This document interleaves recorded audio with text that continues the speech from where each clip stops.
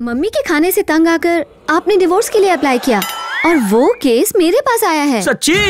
ये कोई बुरा सपना नहीं, ये तो बहुत अच्छा सपना है जो इतने सालों से साकार हो ही नहीं रहा। चुप करो। तुमने मुझे खाना बनाने ही कब दिया? अपनी लाडली बेटी लक्ष्मी को अपने हाथों से खाना बनाकर खिलाओगे, यही कहते रहे हमेशा। बेटा ये सब झूठ मूठ के बहाने हैं, इन्होंने ही मुझे किचन कलेक्टर बनाया।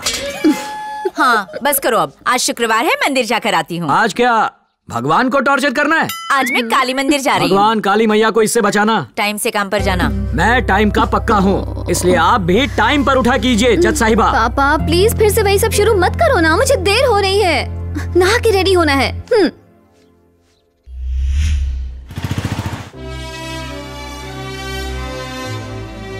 एटम बम का आविष्कार हो गया, ये डायबिटीज का इलाज कब मिलेगा? जज साहिबा आपसे कुछ जरूरी बात करनी है। अगर ये शादी की बात है ना पापा, तो मुझे इसमें 1 रुपए का भी इंटरेस्ट नहीं है। ओके?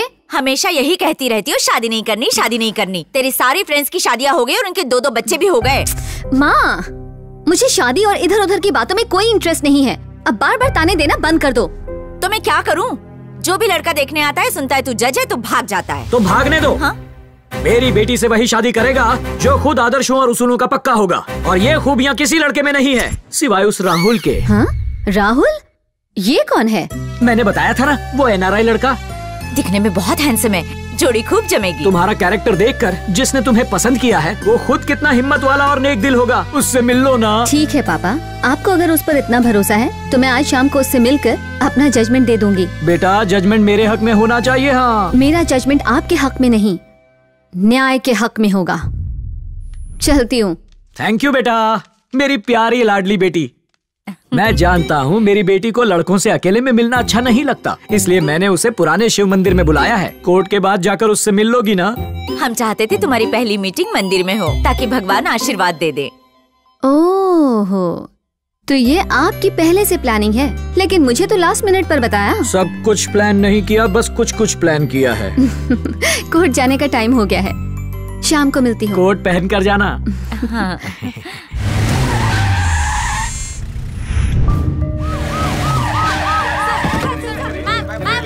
फैसला मासूम लड़कियों के हक में जाएगा या एक बार फिर वैकुंठ लक्ष्मण जैसे बड़े अपराधी बाइज्जत बरी हो जाएंगे?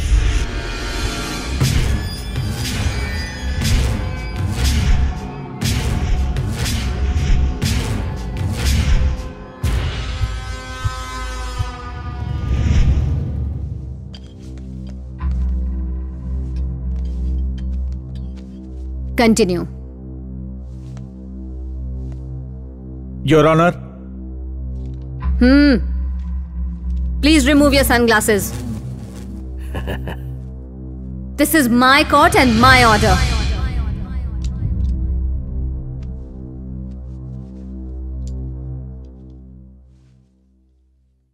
Continue. मेरे क्लाइंट वैकुंठ का कंटेनर ट्रांसपोर्ट बिजनेस है और ये कंटेनर्स लोगों को भाड़े पर देता है।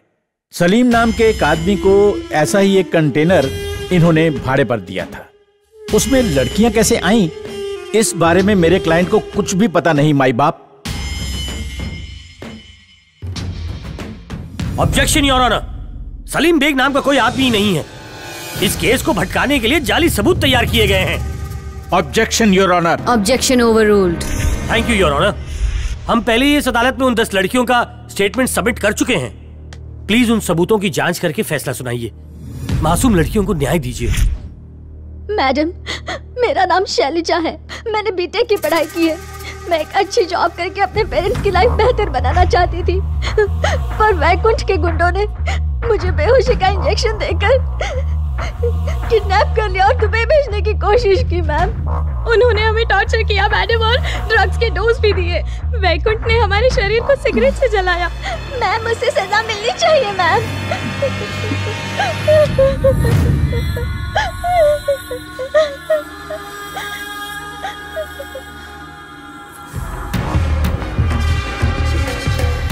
सारे सबूतों और गवाहों को मद्देनजर रखते हुए अदालत इस नतीजे पे पहुंची है कि मुल्जिम वैकुंठ लक्ष्मण को धारा IPC 302 के तहत उम्र कैद की सजा सुनाती है।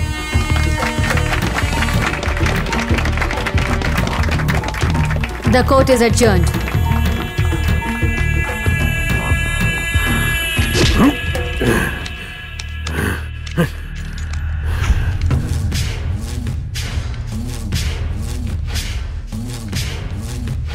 रुक।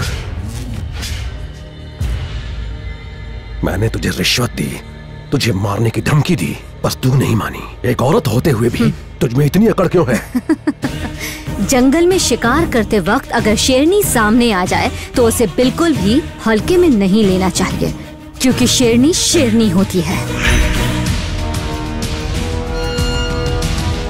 बहुत अकड़ है इसमें।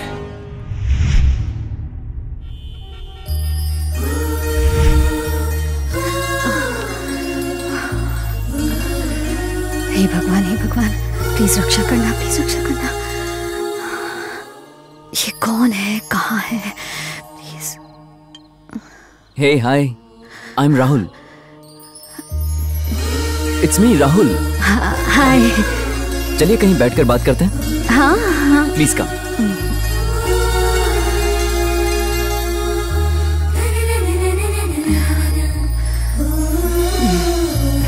पापा ने तुम्हारी फोटो दिखाई और पीछे पड़ गए कि मैं तुमसे मिलूं।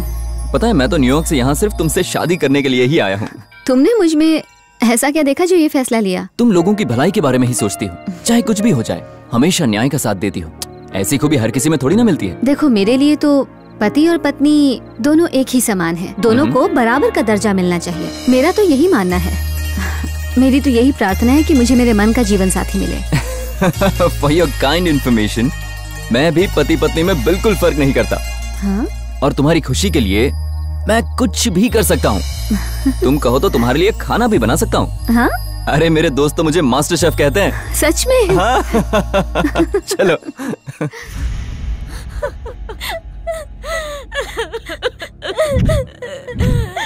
मेरी लक्ष्मी, मुझे छोड़कर क्यों चली गई मेरी बच्ची? हमें छोड़कर क्यों चली गई बेटा? तुम तो कहती थी कि मेरे पापा ही सब कुछ हैं। अब अपने पापा से बात क्यों नहीं करती? मुझसे बात करो लक्ष्मी। मैडम की मौत का हमें बहुत अफसोस है। इनका अंतिम संस्कार सम्मान के साथ हो, ऐसा गवर्नमेंट की तरफ से ऑर्डर है। मेरी बेटी की मौत पर जश्न मनाना है? मैं बस अपनी बेटी वापस चाहता हूँ। क्या तुम उसे वापस जिंदा कर सकते हो? अपनी आखिरी सांस तक मेरी बेटी न्याय के लिए लड़ती रही, गुनहगारों को सजा देने का साहस दिखाया। इसका क्या सिला मिला है मेरी बेटी को? देखो, अब इसका मजाक उड़ाने आए हो? जाके कह दो अपनी सरकार को, न्याय के लिए लड़ने वाले लोगों का ये हश्र नहीं होना चाहिए। नहीं चाहिए हमें सरकार का सम्मान। हम तो बस चाहते हैं कि ऐसे लोगों की कद्र हो। जाकर बताओ ये सरकारी अधिकारियों को, उसके बाद मुझसे बात करना। अब मेरी बेटी को ऐसी कोई झूठी शान की जरूरत नहीं है। सब चले जाओ, जाओ यहाँ से। मेरी बेटी भले ही मर चुकी है, लेकिन उसके अंदर न्याय की देवी अब भी जिंदा है। वो अपराधियों को अंजाम तक जरूर पहुंचाएगी।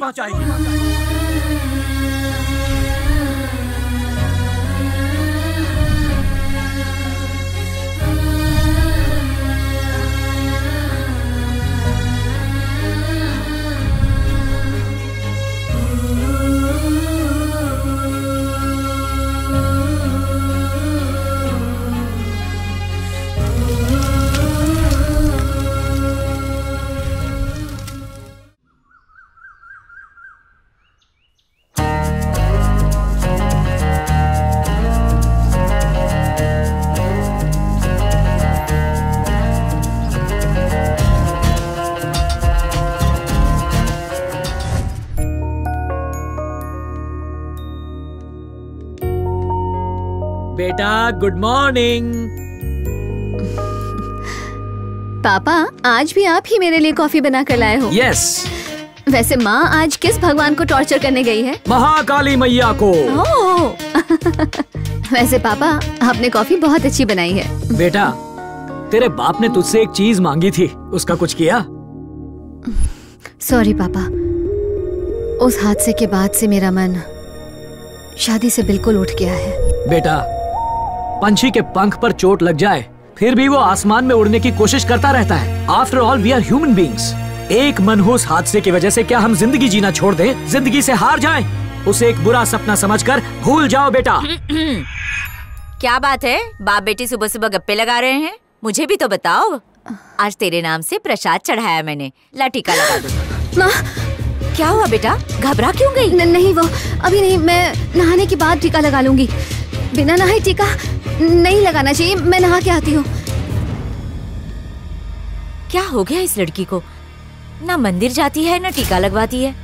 हमारी बेटी बदल गई है।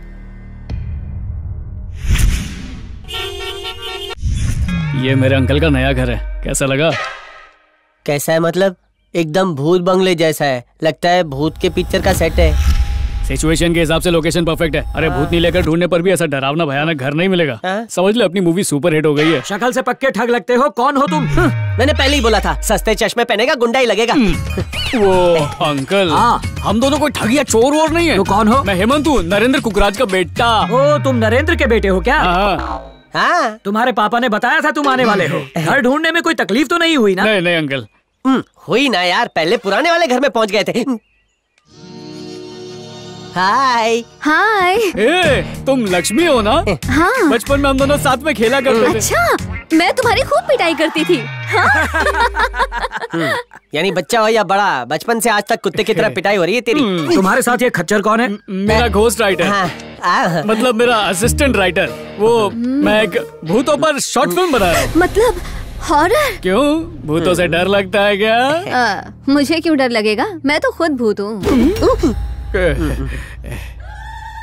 अपनी हॉरर फिल्म के लिए भूत का रोल ऐसे ही देंगे। पर ये है कौन? भगवान, ये मेरे दोस्त नरेंद्र का बेटा है। अच्छा, कैसे हो बेटा? मैं ठीक हूँ। मेरी धर्म पत्नी धर्म की बहुत पक्की है। चलो अंदर आओ।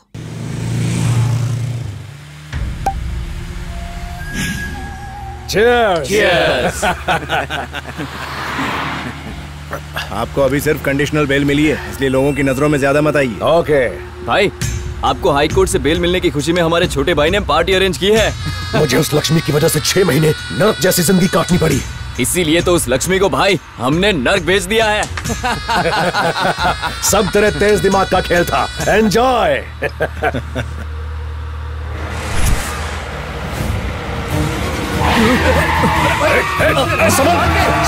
क्या कर रहा है?